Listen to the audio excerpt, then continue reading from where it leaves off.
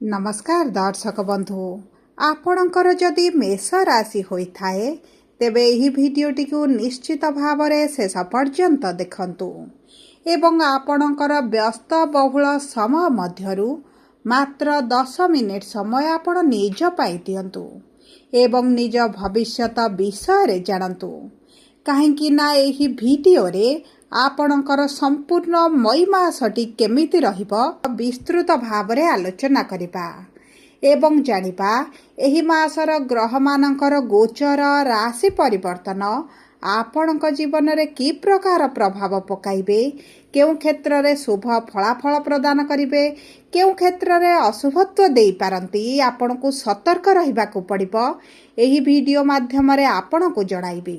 देखंतु एही मे मासरे 4टी शुभ ग्रह करुछंती निजर राशि परिवर्तन। 11 मे रे मंगल आसीबे मेष राशि को स्वराशि को गोचर करिबे। 14 मे रे शुक्र गोचर करिबे मिथुन राशि को। 15 मे रे सूर्य एवं बुध एकत्र गोचर करिबे वृष राशि को एवं सेठारे बनाइबे बुधादित्य राजयोग जहा फल रे आपणक जीवन रे भाग्य देव आपणकर साथ एवं पुणी थरे आपणक जीवन रे खुशी फेरिबा पाई जाउछि कारण एही मे मासरे आपणक राशि रे 2टी राजयोग हेबा पाई जाउछि। प्रथम 11 मे रे रुचक राजयोग एवं 15 मे रे बुधादित्य राजयोग बनिबा पाई जाउछि। एही 4टी शुभ ग्रहंकर गोचर आपणकर धन आपणकर लग्न एवं धनर भाव को हेबा पाई जाउछि जो कारण आर्थिक स्थिति रे हेबाको जाउछि बड़ परिवर्तन जहा द्वारा किछि ना किछि अभिलाष आपणकर पूरण हेबा पाई जाउछि एवं अनेक गुड़िए दिगरु आपणको लाभ प्राप्त हेबा पाई जाउछि। तेबे आसंतु जानिबा एही मेष राशि व्यक्ति विशेष मानकर नक्षत्र अनुजाई केउ क्षेत्र रे की प्रकार प्रभाव पड़िबा पाई जाउछि एवं सबुठारु बड़ कथा हेउछि आपणक नक्षत्र अनुजाई की प्रकार उपाय आपणको करिवार आवश्यकता रहिछि जहा आपणकर अशुभत्व को अनेकांश रे दूर करिबो। किंतु भिडियोटी आरंभ करिबा पूर्वरु जदि आपणकर भी मेष राशि होइथाए एवं आपण भी ईश्वर को आंतरिक भक्ति एवं विश्वास करंती तेबे भिडियोटी को लाइक करंतु कमेंट बॉक्स रे जय जगन्नाथ जय मां लक्ष्मी अवश्य लिखि दियंतु। ता सहित आम सह जोगाजोग करिबा पाई वीडियोर मध्य भाग रे एक व्हाट्सएप नंबर टी दिया जाइछि जो नंबर साहाय्य आपण आम सह जोगाजोग करी निजर नूतन कुंडली प्रस्तुत करि परिबे कुंडली विश्लेषण कराई परिबे किंबा आपणकर चाकरी विवाह व्यवसाय प्रेम संपर्क शिक्षा स्वास्थ्य को नहीं किछि समस्या रहिछि ताहार सहजरे एवं स्वल्प मूल्य रे समाधान करि परिबे सेतिपाई आपण आम सह वीडियोर शेष पर्यंत जोड़ी होई रुहंतु एवं व्हाट्सएप नंबर माध्यम रे आम सह जोगाजोग करी खूब कम मूल्य रे आपणक समस्यार समाधान करंतु। एबे आसंतु कार्यक्रमटी को आग को बढ़ाइबा एवं जानिबा नक्षत्र अनुजाई केउ क्षेत्र रे की प्रकार प्रभाव पड़िबा पाई जाउछि। देखंतु मेष राशि 3टी नक्षत्र रहिछि अश्विनी मेष द्विजा मेष एवं कृतिका मेष। सर्वप्रथम जानिबा अश्विनी मेष राशि बा 1/1 मेष राशि व्यक्ति विशेष माने केतु महादशारे बा केतु अंशरे जन्मग्रहण करिथांती तेणु करी आपणकर नक्षत्राधिपति हेउछंती केतु विराजमान करिछंती आपणक पंचम भावरे शिक्षार भावरे प्रेमर भावरे संतानर भावरे एवं त्रिकोण रे विराजमान करी आपणकर शिक्षा क्षेत्र रे जो समस्या आणुथिले आपणक परिश्रम अनुसार आपणको फल प्राप्त हेउ नथिला तेबे आसंतु जानिबा की प्रकार परिवर्तन आसिबो। देखंतु आपणकर राश्याधिपति मंगल आपणकर राशि को 11 मे रे गोचर करिबा पाई जाउछंती तेणु करी आपणकर भाग्य आपणक साथ देबो आपणक स्वास्थ्य रे आसिबो विराट परिवर्तन एवं रुचक राजयोग आपणकर निर्माण करिबा पाई जाउछंती जेउ कारणरू आपणक क्यारियर रे आपण समृद्धि देखिबे सरकारी चाकरी रे जदि आपण संधान रे रहिचंती प्रिपरेशन करूचंती तेबे आपण ଆପଣଙ୍କୁ ତ ନିଶ୍ଚିତ ଭାବରେ ସରକାରୀ ଚାକିରି ପ୍ରାପ୍ତ ହୋଇଯିବ ଏବଂ ଆପଣଙ୍କ ବାଣୀର ମଧୁରତା କାରଣରୁ ଆପଣଙ୍କ କର୍ମକ୍ଷେତ୍ରରେ ଉଚ୍ଚ ସଫଳତା ପ୍ରାପ୍ତି ହେବ।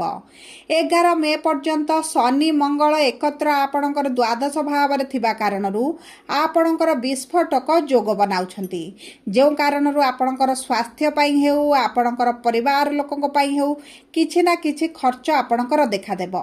କିନ୍ତୁ 11 ମେ ପରଠାରୁ ଆପଣଙ୍କର ଏହି ଖର୍ଚ୍ଚରେ ଅଙ୍କୁଶ ଲାଗିବ। ଆପଣଙ୍କ ଆର୍ଥିକ ସ୍ଥିତିରେ ଶୁଭ ପରିବର୍ତ୍ତନ ଦେଖିବେ। ଶୁକ୍ର ଧନର ଭାବରେ ବିରାଜମାନ କରି ଆପଣଙ୍କର ଯେଉଁ ସେଭିଂସରେ କମି ଆଣୁଥିଲେ, ଖର୍ଚ୍ଚ ବୃଦ୍ଧି କରୁଥିଲେ, ଆପଣ ସ୍ୱୟଂ ନିଜ ପାଇଁ ହେଉ କିମ୍ବା ଆପଣଙ୍କ ପରିବାର ବର୍ଗଙ୍କ ପାଇଁ ଯେଉଁ ଖର୍ଚ୍ଚ କରୁଥିଲେ ସେଥିରେ କିଛି କାଂଶରେ କମି ଆସିବ। 14 ମେରେ ଶୁକ୍ର ମିଥୁନ ରାଶିରେ ପ୍ରବେଶ କରିବା କ୍ଷଣି ମିତ୍ର ରାଶିରେ ବିରାଜମାନ କରି ଆପଣଙ୍କର ଯଦି ଅନଲାଇନ୍ ରିଲେଟେଡ୍ କିଛି କାର୍ଯ୍ୟ ଅଛି, AI ସେକ୍ଟର ଅଛନ୍ତି, IT ଫିଲ୍ଡରେ ଅଛନ୍ତି କିମ୍ବା ଟ୍ରାନ୍ସପୋର୍ଟ ଯୋଗାଯୋଗ ଇମ୍ପୋର୍ଟ ଏକ୍ସପୋର୍ଟରେ କାର୍ଯ୍ୟରତ ଅଛନ୍ତି, ତେବେ ଆପଣଙ୍କୁ ଉତ୍ତମ ଫଳ ପ୍ରଦାନ କରିବେ। ସବୁଠାରୁ ବଡ଼ କଥା ହେଉଛି ଆପଣଙ୍କର ଶିକ୍ଷା କ୍ଷେତ୍ରରେ ଆସିବ ବିରାଟ ପରିବର୍ତ୍ତନ। ଆପଣଙ୍କର ମନସ୍କାମନା ପୂରଣ ହୋଇଯିବ। ଯେହେତୁ କେତୁ ସ୍ୱ ନକ୍ଷତ୍ରରେ ବିରାଜମାନ କରିଛନ୍ତି, ଆପଣଙ୍କ ପ୍ରେମ ସମ୍ପର୍କରେ ଉତ୍ତମ ଫଳ ସହିତ ସନ୍ତାନ ପ୍ରାପ୍ତିର ଅତି ଉତ୍ତମ ଯୋଗ ବନାଉଛନ୍ତି। ଏବେ ଆସନ୍ତୁ ଜାଣିବା 2 ମେଷ ରାଶି ବା 2/1 ମେଷ ରାଶିର ବ୍ୟକ୍ତିବିଶେଷ ମାନେ ଶୁକ୍ର ଅଂଶରେ ବା ଶୁକ୍ର ମହାଦଶାରେ ଜନ୍ମଗ୍ରହଣ କରିଛନ୍ତି। ତେଣୁକରି ଆପଣଙ୍କର ନକ୍ଷତ୍ରାଧିପତି ହେଉଛନ୍ତି ଶୁକ୍ର। ଶୁକ୍ର ଆପଣଙ୍କର ଦ୍ୱିତୀୟ ଭାବ ଧନରେ ଭାବରେ ସ୍ୱରାଶିରେ ବିରାଜମାନ କରିଥିବାରୁ ଆପଣଙ୍କ ଆର୍ଥିକ ସ୍ଥିତିରେ ମଜବୁତି ଆସିବ। ଲୋନ୍ କରଜ ଆପଣ ଶୁଝିବା ପାଇଁ ସକ୍ଷମ ହେବେ ଏବଂ ଆପଣଙ୍କର ଯଦି ଅର୍ଥ କେଉଁଠି ଫସିକି ରହିଛି ତାହା ଆପଣଙ୍କୁ ପ୍ରାପ୍ତ ହେବ। ବ୍ୟାଙ୍କ ବାଲାନ୍ସରେ ବୃଦ୍ଧି ଘଟିବ। ତା ସହିତ ଯଦି ଆପଣ ଅର୍ଥ ସମ୍ବନ୍ଧିତ କିଛି କାରବାର କରୁଛନ୍ତି, ସେହି ସବୁ କ୍ଷେତ୍ର ଗୁଡ଼ିକରେ ଭାଗ୍ୟ ଆପଣଙ୍କର ସାଥ ଦେଉଛି। 15 ମେରେ ସୂର୍ଯ୍ୟ ବୁଧ ଏକତ୍ର ଦ୍ୱିତୀୟ ଭାବକୁ ଧନର ଲକ୍ଷ୍ମୀର ଭାବକୁ ଗୋଚର କରିବା କ୍ଷଣି ଯଦି ଆପଣ ଅର୍ଥ ସମ୍ବନ୍ଧିତ କିଛି କାର୍ଯ୍ୟ କରୁଛନ୍ତି, ଆପଣ କିଛି ସେୟାର ମାର୍କେଟ କିମ୍ବା ଲଟେରୀ କିମ୍ବା ଷ୍ଟକ୍ ମାର୍କେଟରେ ଆପଣ ଅର୍ଥକୁ ବିନିଯୋଗ କରୁଛନ୍ତି, ତେବେ ଆପଣଙ୍କୁ ଶୁଭ ଫଳ ପ୍ରାପ୍ତି ହେବ। ସୂର୍ଯ୍ୟଙ୍କର ସପ୍ତମ ଦୃଷ୍ଟି ଆପଣଙ୍କର ଅଷ୍ଟମ ଭାବକୁ ଥିବା କାରଣରୁ ଆପଣଙ୍କ ପୈତୃକ ସମ୍ପତ୍ତିରେ ଯଦି କିଛି ସମସ୍ୟା ଚାଲିଥିଲା ସେଥିରେ ଆସିବ ବଡ଼ ପରିବର୍ତ୍ତନ। ଆପଣଙ୍କ ପ୍ରାପ୍ୟ ଆପଣଙ୍କୁ ପ୍ରାପ୍ତ ହୋଇଯିବ। ତା ସହିତ ଯଦି ଆପଣ ଜମି ଭୂମି ଯାନ ବାହନ କିଛି କ୍ରୟ କରିବା ପାଇଁ ଚିନ୍ତା କରୁଥିଲେ, ତେବେ ଆପଣଙ୍କ ପାଇଁ ସମୟଟି ଅତ୍ୟନ୍ତ ଶୁଭଦାୟକ ରହିବ। କର୍ମ ସମ୍ବନ୍ଧିତ ଯଦି ଆପଣଙ୍କର କିଛି ସମସ୍ୟା ଆସୁଥିଲା ତାହା ଦୂର ହୋଇଯିବ। ଏକାଦଶ ଭାବରେ ରାହୁ ବିରାଜମାନ କରିଥିବାରୁ ଆପଣଙ୍କର ଦୀର୍ଘ ଦିନର ଅଭିଳାଷ ପୂରଣ ହୋଇଯିବ। ଏବେ ଆସନ୍ତୁ ଜାଣିବା କୃତିକା ମେଷ ରାଶି ବା 3/1 ମେଷ ରାଶିର ବ୍ୟକ୍ତିବିଶେଷ ମାନେ ସୂର୍ଯ୍ୟ ମହାଦଶାରେ ବା ସୂର୍ଯ୍ୟ ଅଂଶରେ ଜନ୍ମଗ୍ରହଣ କରିଛନ୍ତି। ତେଣୁକରି ଆପଣଙ୍କର ନକ୍ଷତ୍ରାଧିପତି ହେଉଛନ୍ତି ସୂର୍ଯ୍ୟ। ବିରାଜମାନ କରିଛନ୍ତି ଆପଣଙ୍କ ରାଶିରେ। ସରକାରଙ୍କ ସମ୍ବନ୍ଧିତ ଯଦି କିଛି କାର୍ଯ୍ୟ କରୁଛନ୍ତି ଆପଣଙ୍କ ପାଇଁ ଶୁଭଦାୟକ ରହିବ। ଆପଣ ଯଦି ସରକାରୀ ଚାକିରି ପାଇଁ ପ୍ରିପାରେସନ୍ କରୁଛନ୍ତି, ତେବେ ଆପଣଙ୍କୁ ଉତ୍ତମ ଫଳ ପ୍ରାପ୍ତି ହେବ।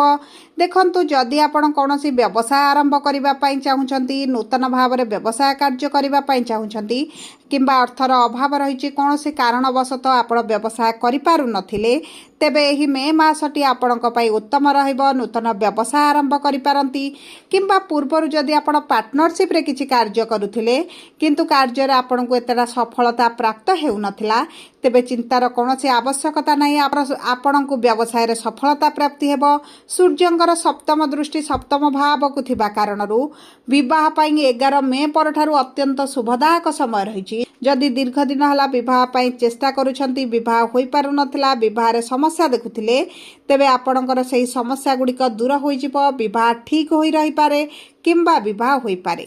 ଯେଉଁ ବ୍ୟକ୍ତିମାନେ ପ୍ରେମ ସମ୍ପର୍କରେ ଅଛନ୍ତି, ପ୍ରେମ ସମ୍ପର୍କରେ ପରିସ୍ଥିତିଟି ଏତେ ଉତ୍ତମ ନାହିଁ, ତଥାପି ବି ଆପଣ ଯଦି ଉଭୟ ବିବାହ କରିବା ପାଇଁ ଚିନ୍ତା କରନ୍ତି, ତେବେ ନିଶ୍ଚିତ ଭାବରେ ବିବାହ ହୋଇଯିବ।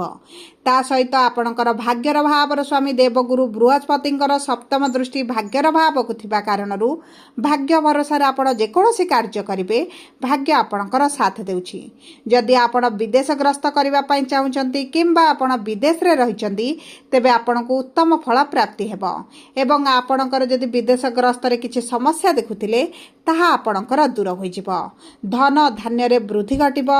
ମଙ୍ଗଳଙ୍କର ଗୋଚର ରୋଚକ ରାଜଯୋଗ ବନାଇବାଟି ଆପଣଙ୍କ ସ୍ୱାସ୍ଥ୍ୟରେ ଆଣିବ ବିରାଟ ପରିବର୍ତ୍ତନ।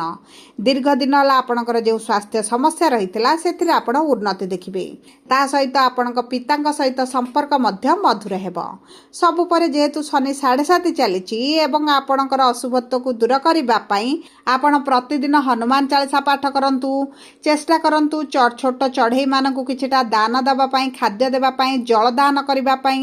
ତା ସହିତ ଶନିଙ୍କ ବୀଜ ମନ୍ତ୍ର 108 ଥର ପାଠ କରନ୍ତୁ। ସନ୍ଧ୍ୟା ସମୟରେ ମଙ୍ଗଳବାର ଦିନ ହନୁମାନଙ୍କ ମନ୍ଦିରରେ ସିନ୍ଦୁର ଏବଂ ଚମେଲି ତେଲ ଯଦି ଅର୍ପଣ କରନ୍ତି ଆପଣଙ୍କୁ ଉତ୍ତମ ଫଳ ପ୍ରାପ୍ତି ହେବ।